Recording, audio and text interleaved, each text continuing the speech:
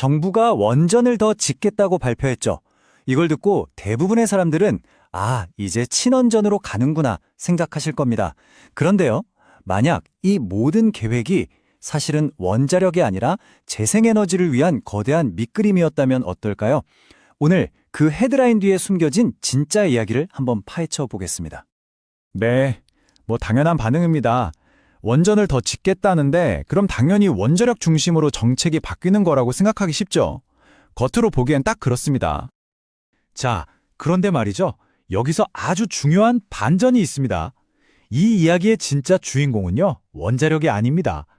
오히려 원자력은 글쎄요, 아주 비싼 조연에 불과할지도 모릅니다. 이 진짜 그림을 이해하려면 정부가 원전 건설이라는 카드와 함께 어떤 카드를 동시에 꺼내들었는지 봐야 합니다. 이게 핵심이거든요.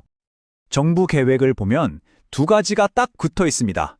하나는 원자력 발전을 늘리는 것, 그리고 다른 하나는 바로 양수발전소를 추가로 짓겠다는 계획입니다. 이 둘은 절대 별개가 아니에요. 사실상 한 몸이고 하나의 목표를 향해 움직이는 거대한 퍼즐의 두 조각인 셈이죠. 그렇다면 이 거대한 퍼즐이 완성됐을 때 누가 가장 큰 이득을 볼까요? 과연 누가 이 시스템의 진짜 수혜자일까요?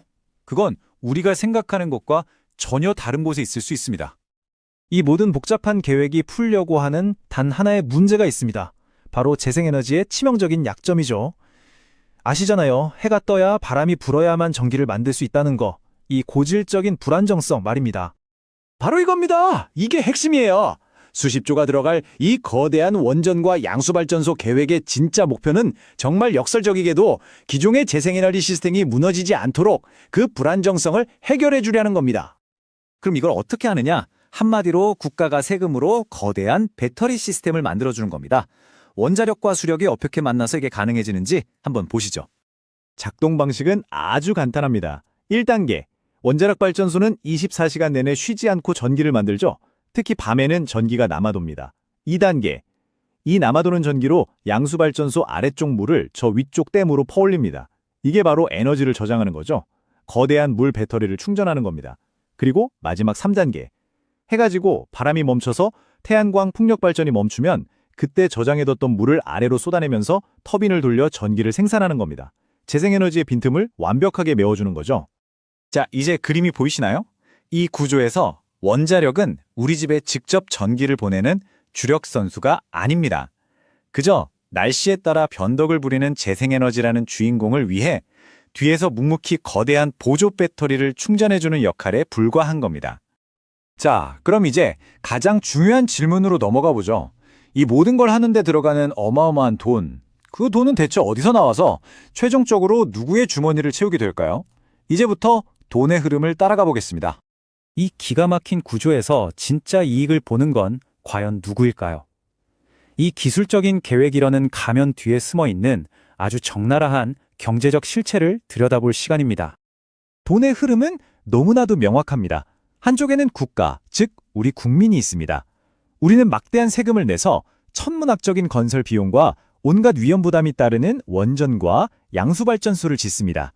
모든 재정적 리스크는 100% 국민의 몫이죠. 그럼 다른 한쪽은요? 민간 재생에너지 사업자들이 있습니다.